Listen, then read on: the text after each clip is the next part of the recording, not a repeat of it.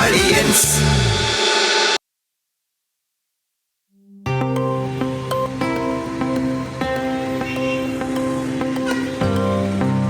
Tissue ഒന്നുമില്ലേ?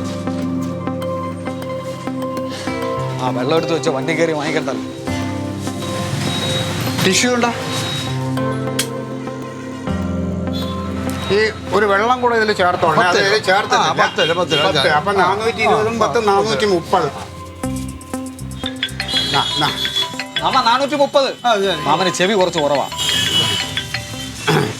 Hello, ഇവിടെ തൊട്ടപ്പുറത്ത് ഹോട്ടലിലുണ്ട്. ഭക്ഷണം കഴിച്ചിട്ട് ഇതേ ഇറങ്ങി. ഇപ്പൊ ഇത് അടുത്തുണ്ട്, നിങ്ങളുടെ ഓഫീസിന് തൊട്ടിപ്പുറത്തുള്ള ഹോട്ടലില്. ശരി. ബസ്സുകാരെ ഒരു വെള്ളം വെച്ചോണ്ടിരിക്കുക. ഇതെത്ര? 10 രൂപ. 10. അപ്പൊ 420. ഗൂഗിൾ പേ ഉണ്ടാ?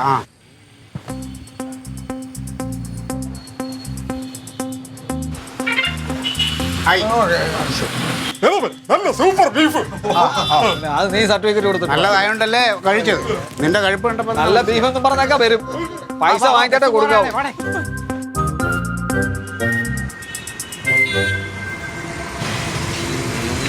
ഇതാണ് വണ്ടി. നല്ല വണ്ടി കളിയാ. പിന്നെ പറഞ്ഞ കാര്യങ്ങൾ ഓർമ്മയുണ്ടല്ലോ. കോഴിക്കോട് എത്തി ആക്രമണ സാറ് വെബ്സൈറ്റിൻ്റെ ഉദ്ഘാടനം നിർവഹിച്ച് കഴിഞ്ഞാൽ അപ്പം തന്നെ ഞാൻ നിങ്ങളുടെ എല്ലാം ഫോണിൽ അതിൻ്റെ ലിങ്ക് അയച്ചു തരും. അപ്പോൾ തന്നെ അതിനകത്തോട്ട് കയറിയിട്ട് നമ്മുടെ പ്രവർത്തനങ്ങളുടെ ആ സംഭവങ്ങൾ ഫോട്ടോസും അത് ഇത് കൊടുക്കും. ഇനിയുള്ള അങ്ങോട്ടുള്ള പ്രവർത്തനങ്ങൾ ഇപ്പോൾ എല്ലാത്തിനും നിങ്ങളെല്ലാം ഇത് ലൈക്കെല്ലാം കൊടുത്ത് അതിനെ ബൂസ്റ്റപ്പ് ചെയ്യണം, ആൾക്കാരിലേക്ക് എത്തിക്കണം. അളിയാ, ഇത് എപ്പോഴും പറയണം. ഇത് കുറേ പറഞ്ഞാൽ ഇതൊക്കെ എനിക്കറിയാം. ഇതെല്ലാം ഞാൻ മുറയായിട്ട് ചെയ്തിരിക്കും.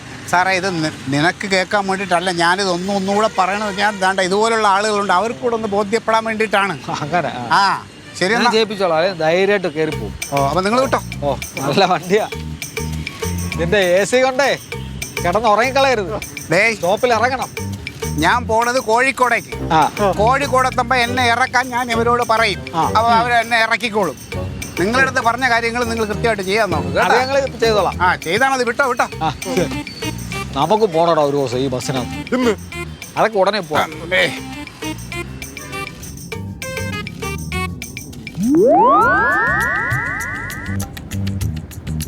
അതങ്ങം ഞാൻ ബസ്സിൽ കയറി. കഴിച്ചടി. ഇവിടെ അടുത്തൊരു കടയിൽ നിന്ന് അവന്മാരും ഉണ്ടായിരുന്നു. അൻസാറെന്ന് പറഞ്ഞാൽ അവരും കഴിച്ചു. ഞങ്ങൾ ഒരുമിച്ച് കഴിച്ചു. ഞാൻ എത്ര മണിക്ക് എത്തുമെന്ന് ചോദിച്ചാൽ ഇത് വണ്ടി രാവിലെ 7 മണിക്ക് അവിടെ എത്തുമെന്നാണ് പറയണത്. ഞാൻ ഇറങ്ങിയിട്ട് വിളിക്കാം.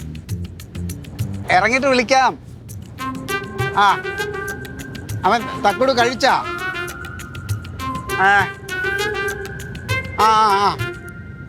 ശരി.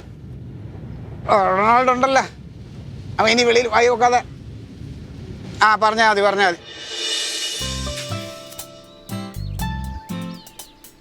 ചേച്ചി, ഇങ്ങോട്ട് വന്നേ.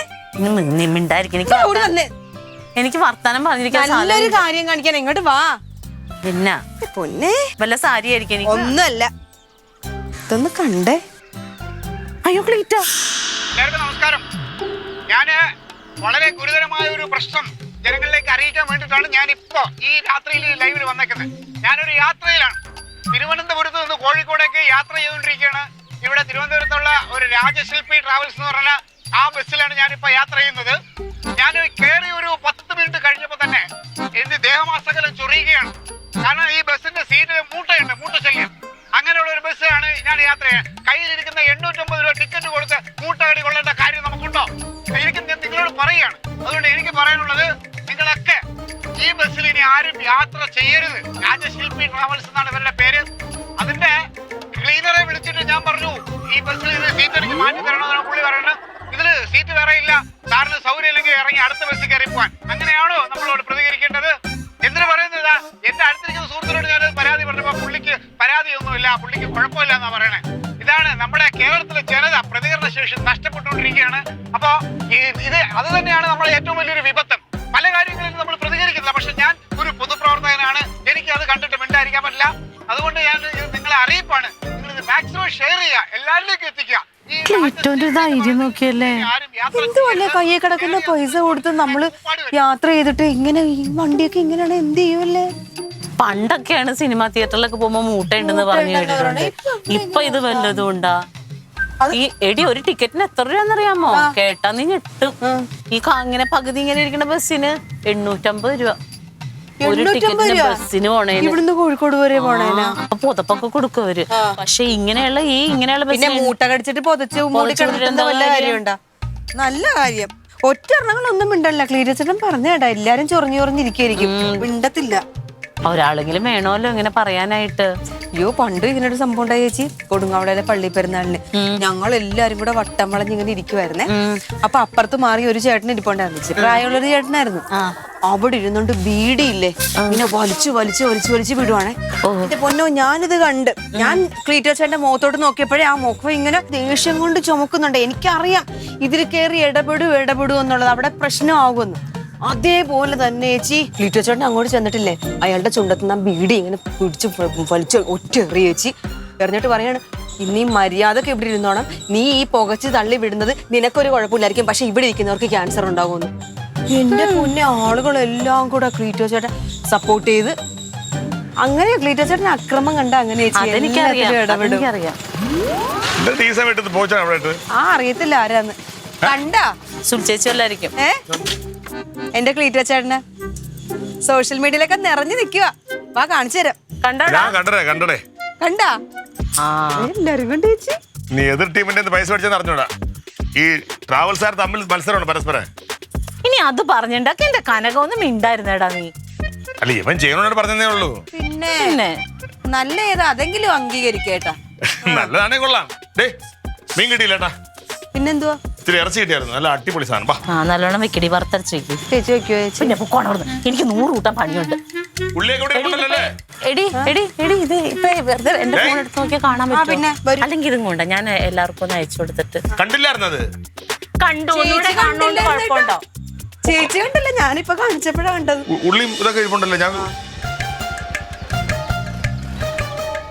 അഭിവാദ്യങ്ങൾ ക്ലീറ്റോ നേതാവിന് അഭിവാദ്യങ്ങൾ.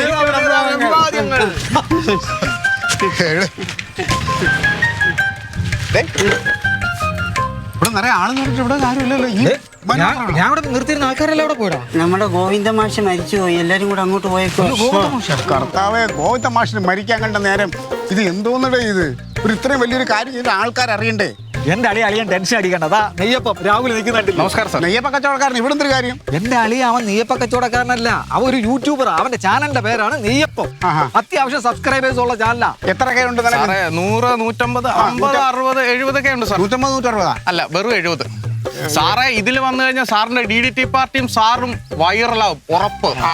സാർ ഒരു വീഡിയോയിൽ വന്നാൽ മതി. അളിയ നമ്മുടെ ലൈവ് തന്നെ അത്യാവശ്യം വൈറലാ. പിന്നെ ഇവന്റെ വീഡിയോടെ കയറുമ്പോഴേ പിന്നെ എടുക്ക്. ഞാൻ എന്റെ ഒരുപാട് പ്രതീക്ഷകളും കണക്കൂട്ടലും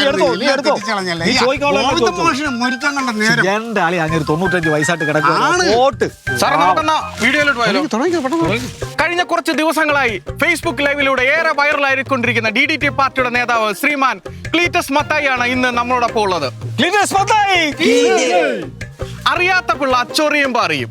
ഈ കഴിഞ്ഞ ഒരു ദിവസത്തെ യാത്രകൾ കോഴിക്കോട് പോയ താങ്കളുടെ പാർട്ടി സമ്മേളനത്തിന്റെ യാത്രക്കിടയിൽ താങ്കളെ പോലെ സാധാരണക്കാരനായ ഒരു മനുഷ്യൻ 800 രൂപ ടിക്കറ്റ് എടുത്തു പോയ താങ്കൾ മൂട്ടകടി കൊണ്ട് ഏറെ ബുദ്ധിമുട്ട് അനുഭവിക്കുകയും അത് ലൈവിലൂടെ ഞങ്ങളെ പോലെയുള്ള നാട്ടുകാർക്ക് വേണ്ടി അത് താങ്കൾ പങ്കുവെക്കുകയും ചെയ്തു. സാറിന്റെ അന്നേരത്തെ ഒരു അവസ്ഥ എന്തായിരുന്നു? സാർ എങ്ങനെ അതിനെ പ്രതികരിക്കുന്നു?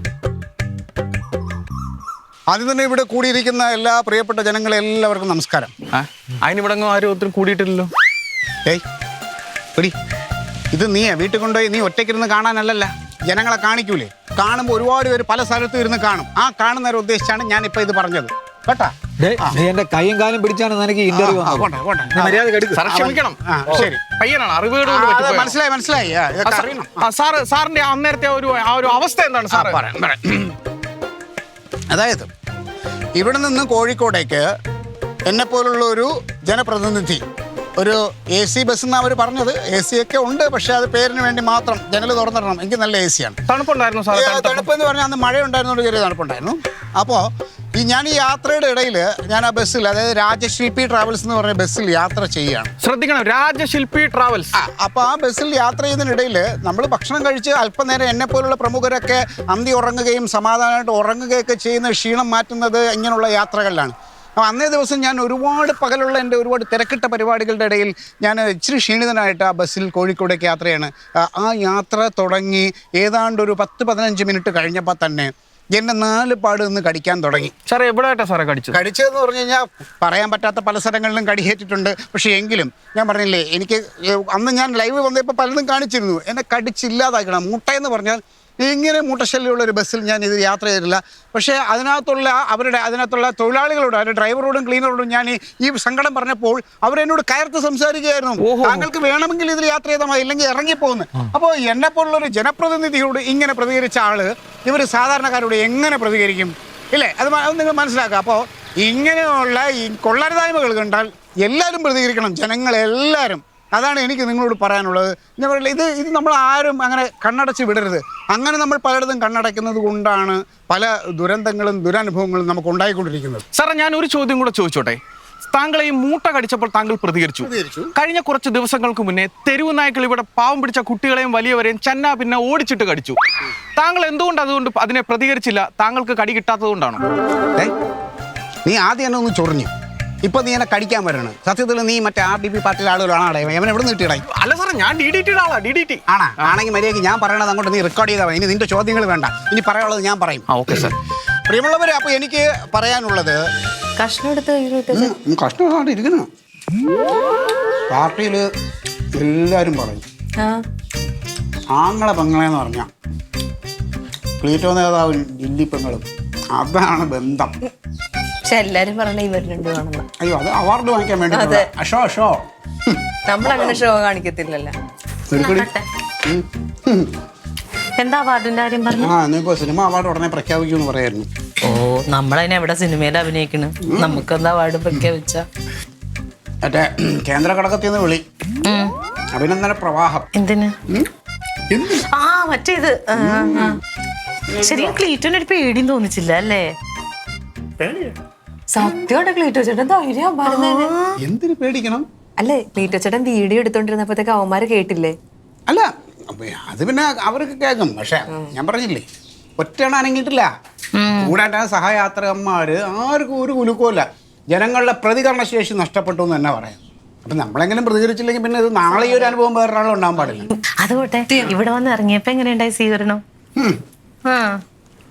നല്ല ജനാവലി, ഭയങ്കര കൂട്ടം, കയ്യടിയൊക്കെ ഉണ്ടായിട്ടുണ്ടാവില്ല? സാർക്ക് നേരത്തെ പറഞ്ഞിരുന്നത് നമുക്കും കൂടെ സത്യം. അതൊക്കെ ഇനി വാർത്ത ഇപ്പം ഷൂട്ട് ചെയ്ത് ഇതും കൂടി കഴുകിയതെന്ന് വെച്ചോണ്ടിരിക്കണ മതി. കട്ടൻ കുടിക്ക്. ഇത് ഒന്ന് ഉറങ്ങി എണീറ്റിട്ട് ബാക്കി കഴിയുന്നു.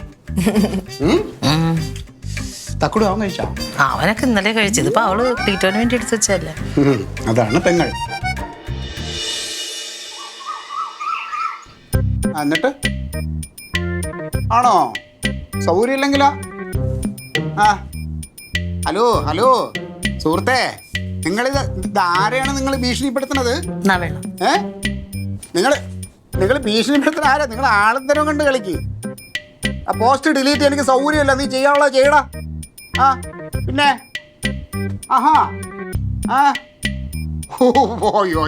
അയ്യോ നീ ആദ്യം ഈ ക്ലീറ്റസ് മത്തായി ആരാണെന്നൊന്ന് അന്വേഷിക്കും കേട്ടാ. അന്വേഷിച്ചിട്ട് നീ കളിക്ക്. നീ വരട്ടല്ലേ? അയ്യോ, പിന്നെ ഇതിലും വലിയ ഷോ കണ്ടിട്ടുള്ളവനാണ് ഞാൻ കേട്ടാ. അതുകൊണ്ട് നീ ചുമ്മാരി. എന്തായാലും ഞാൻ എൻ്റെ വീടും അഡ്രസ്സും പറഞ്ഞു തരാം. ഞാൻ അല്ലെങ്കിൽ നീ അന്വേഷിച്ചാൽ ഇടപ്പഴിഞ്ഞ് വന്ന് ആരെടുത്ത് ചോദിച്ചാലും പറഞ്ഞു തരും. കേട്ടാ. മതി. നീ ചെയ്ത് കാണിക്കടാ പുല്ലേ. ചെയ്തോ. എനിക്കെന്ത് ചെയ്യാൻ പറ്റുന്നത്? ഞാൻ ഈ പോസ്റ്റിന് ഈ ഫേസ്ബുക്കിൽ നല്ല ഇനി സകലമായ ആളുകളുടെ ഫേസ്ബുക്കിൽ ഞാൻ ഇത് ഷെയർ ചെയ്ത് നിന്നെയൊക്കെ മാറ്റിക്കാൻ പറ്റുന്ന മാറ്റിച്ചിട്ട് ഞാൻ അടങ്ങുള്ളൂ. കാണാൻ നോക്ക്. പിന്നെ വെച്ചിട്ട് പോടാ. ഫേസ്ബുക്ക് പോസ്റ്റ് ഞാൻ ഡിലീറ്റ് ചെയ്യണോന്ന് മറ്റേ ഏത് നമ്മുടെ മറ്റേതോ? നോക്കട്ടെ. പിന്നെ എന്നെ ഭീഷണിപ്പെടുത്തുന്നു. ആനന്തരം കൊണ്ട് കളിക്കട്ടെ. ഞാൻ അഡ്രസ് വരട്ടമ ഇവിടെ. അമ്മടുത്താണ് കളി. പിന്നെ അത്രയും അവിടെ നിന്ന് ഇത് വീഡിയോ ചെയ്താൽ പേടിയില്ലാത്ത ക്ലീറ്റോനെ ഫോൺ വിളിച്ചതാക്കുന്ന ക്ലീറ്റോ. ഒരു കാര്യം ചെയ്തു തരുമോ ക്ലീറ്റോ? എനിക്ക് ഞാൻ ഒന്ന് മടിക്കിടക്കാം. ക്ലീറ്റോ ഒന്ന് തല മസാജ് ചെയ്ത് തരുമോ? മസാജ് ഇവിടെ എനിക്ക് ഇവിടെ മൂട്ട ഉണ്ടാതാ. ഇവിടെ മൂട്ട തോന്നിയാസം പറയരുത്.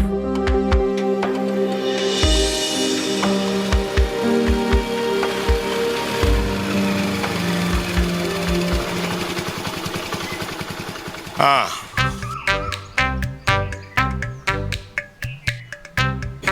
സമ്മതിച്ചിരിക്കുന്നു നിന്റെ ക്ലീറ്റോ അച്ഛനെ. നിനക്കല്ലായിരുന്ന പരാതി സോഷ്യൽ മീഡിയ മുഴുവൻ അവൻ നിറഞ്ഞു നിന്നിട്ട് ഞാൻ അവനെ അംഗീകരിച്ചില്ലെന്ന്. ആ അതിപ്പോ ഉള്ള കാര്യമല്ലേ പറഞ്ഞത്. അവനുള്ള പുരസ്കാരം വരുന്നുണ്ട്. എന്ത് നീ ചെയ്ത് പ്രവർത്തിക്കുള്ള അവനെ വിളിച്ച അല്ല ഞാൻ വിളിക്കും. ക്ലീറ്റോ, ക്ലീറ്റോ, എന്തിനാണ് വിളിക്കുന്നത്? ക്ലീറ്റോ. വരുന്നടേ. വരാടാ വരാ. അന്നത്തെ മാരത്തെ ചൊറിച്ചില് എന്നത്തെ മരുന്ന് കോഴിക്കോട് പോയില്ലേ? ബസ്സിനകത്ത് ഇതിന് മൂട്ടെ ഇവിടെയൊക്കെ തണുത്തിട്ടുണ്ടല്ലോ. ഡാ, ഇങ്ങോട്ട് വന്നേ. വരുന്നടാ. ഓ തങ്ങ നീ മുതൊന്ന് ചൊറിഞ്ഞ.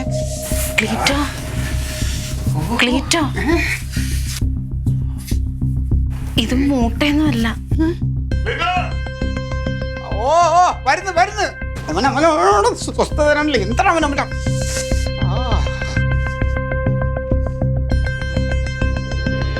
ഡാ, ഇറങ്ങി വാടാ ഇങ്ങോട്ട്. എന്താടേ? എന്തിനു നിനക്ക്? നിനക്കെന്ത് പ്രശ്നം എന്ത്? എനിക്ക് പ്രശ്നമൊന്നുമില്ല. പ്രശ്നമുള്ള ടീം ഇപ്പൊ വരും. ആര്? ബസ്സിൽ എന്തായിരുന്നു പ്രശ്നം? ബസ്സിലെ പ്രശ്നമായിട്ടാണല്ലോ ഞാൻ പ്രശ്നമാക്കിയത്.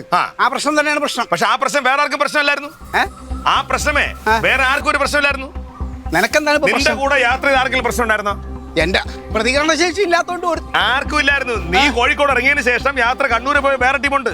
നീ ഇരുന്ന് അതേ സീറ്റ് ഇരുന്നവര്, അതുകൊണ്ട് അവർക്ക് ഈ പ്രശ്നമില്ല. അവർക്ക് പ്രശ്നം കാണൂല. അവർ സഹിച്ചാണ് ഞാൻ. ആ വണ്ടി മൊത്തം ചെക്ക് ചെയ്തു. ഞാൻ ഒരു സഹിക്കൂല. കുഴപ്പമില്ല. എടാ അതെ നീ കൂടുതൽ ന്യായീകരിക്കണ്ട. ഇല്ലെങ്കിൽ നീ ഇത് ഞാൻ എന്നെ എടാ ഇപ്പൊ എന്താ പ്രശ്നം? എടി അവരുടെ ബസ്സിന് ഒരു പ്രശ്നമില്ല. അവരുടെ ബസ്സിന് ആ കമ്പനി പൂട്ടേണ്ട അവസ്ഥയിലാണ്. അവരവസാനം മൊത്തം അന്വേഷിച്ചു. കൂട്ടണം. ക്ലീറ്റോ ചെന്നൊരു മാപ്പ് പറ അവരോട്. പിന്നെ ഞാൻ കോപ്പ് പറയാൻ വേണമെങ്കിൽ ചുമ്മാ അതിനുശേഷം ഒരു പോലീസ് സ്റ്റേഷൻ കംപ്ലൈന്റ് തന്നു. മൊത്തം അന്വേഷണം നടത്തി. ഞങ്ങള് യവന് ശേഷം കോഴിക്കോട് നിന്ന് കണ്ണൂർ പോയ വേറെ യാത്രക്കാരനുണ്ടായിരുന്നു. അയാൾ വിളിച്ചു ചോദിച്ചു, ഒരു പ്രശ്നമില്ല. അതേ സീറ്റ് ഇരുന്ന ആള് കാണൂല. ആർക്കും പ്രശ്നം കാണൂല. അവരെല്ലാം എന്റെ പൊന്ന് ക്ലീറ്റോ ചെന്നൊരു മാപ്പ് പറയണേ.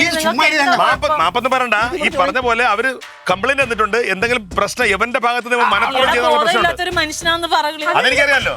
മാപ്പ് പറയുന്ന ക്ലീറ്റോ ചേട്ടനെ കടിച്ച മൂട്ട ചിലപ്പോ പോയിട്ടുണ്ടാവും പറഞ്ഞു. എന്ത് യവന് വേറെ വല്ല പ്രശ്നം കാണൂടി. എന്ത് പ്രശ്നം? പ്രശ്നമുണ്ട്. എന്ത്? അത് ഈ മനുഷ്യന് മനസ്സിലായിട്ടില്ല. എന്ത്? എന്ത് ബീഫ്? ബീഫാ? ആ എന്ത് ബീഫ്? ക്ലീറ്റോനെ മൂട്ട കടിച്ചതല്ല. അതല്ലേ പറയണേന് കിടന്ന് ഓടല്ലേ. അന്ന് നിങ്ങൾ ബസ്സിലിരുന്നോണ്ട് പോണേനും എന്നെ വിളിച്ചില്ലേ? അന്നേരം നിങ്ങൾ എന്താ കഴിച്ചിട്ട് കയറിന്ന് പറഞ്ഞത്? എന്താ കഴിച്ചേ? പൊറോട്ടയും ബീഫും. പൊറോട്ട ബീഫ്. അതിലിപ്പോ അന്നേരം നിങ്ങക്ക് ചൊറിച്ചിൽ വന്നോ? എന്നിട്ടല്ലേ ബസ്സിലിരുന്ന് ചൊറിഞ്ഞത് നിങ്ങക്ക്? ഇപ്പോഴും അത് കഴിച്ചടാ. അതെ, അത് കഴിച്ചു കഴിഞ്ഞപ്പോഴാണ് ഞാൻ കൊണ്ടുവന്ന ബീഫാ. കൊടുത്ത് ബീഫിന്റെ അലർജി. എടാ അതിന് ഇതിനു മുമ്പ് ഞാൻ ബീഫ് കഴിച്ചിട്ടുണ്ടല്ലോ. എടാ അത് എപ്പോ വരാലോ. ബോഡിയിൽ ചില ചേഞ്ചസ് ഒക്കെ വരുമ്പോ സംഭവിക്കും ചിലപ്പോ. ഇതിനിപ്പോ ഷുഗറും ഉണ്ട്. ചിലപ്പോ അതൊക്കെ കൊണ്ടായിരിക്കും. അതിനാണ് ആ പാവപ്പെട്ട ബസ്സുകാർ പരാതി കൊടുത്തത്. ഇനിയിപ്പോ എന്ത് ചെയ്യും? ഇനിയിപ്പോ ഒന്നും ചെയ്യില്ല. അവര് അവിടെ ആർടി ഓഫീസിലൊക്കെ അവർ ചെന്ന് ബസ്സൊക്കെ പരിശോധിച്ചു. ഒരു കുഴപ്പമില്ലെന്നേ. അവർ ക്ലീൻ ചീട്ട് കൊടുത്തിരിക്കും അവർക്ക്. എന്തുവാണെങ്കിലും ക്ലീറ്റോ ചേട്ടൻ ശ്രദ്ധിക്കണ്ടായിരുന്ന. പറഞ്ഞിട്ട് കാര്യമില്ല. എന്റെ അളിയായിരുന്നു ഇരുന്നിട്ട് ഒരു നല്ല കാര്യം ചെയ്തതാണ്. പക്ഷേ പണിയായിപ്പോയി. എടാ ആദ്യം കാര്യങ്ങൾ മനസ്സിലാക്കിയിട്ട് ചെയ്യേണ്ടടാ. ഒരു ലൈവൊക്കെ പോകുമ്പോൾ ഒരു സ്ഥാപനം തന്നെ പൂട്ടി പോകില്ല. നീ കാരണം നിന്നെ കൊണ്ട് ഒരു സ്ഥാപനം തുറക്കാൻ പറ്റോ? നടത്തിക്കൊണ്ട് പോകാൻ പറ്റോ? പൂട്ടിക്കാൻ പറ്റും. ഇനിയിപ്പം തോന്നുന്നു അവര് മാനനഷ്ടത്തിന് കേസ് വല്ലതും കൊടുത്താ നഷ്ടപരിഹാരം കൊടുക്കേണ്ടി വരും. കുറച്ച് പൈസ ഘടിപ്പിച്ചു വരെ. അങ്ങനെ തന്നെ ചൊറിച്ചിലൊക്കെ മാറട്ടെ. തന്നോട് ചൊറിഞ്ഞാണ്. തന്നെ നിന്നോട് ചൊറിയ സൗകര്യം എനിക്ക്. ഇതാ പറയുന്നത് അറിയാത്ത പിള്ള ചൊറിയുമ്പോ അറിയുമെന്ന്. ഇതെന്തായാലും ഇപ്പൊ പറഞ്ഞത്.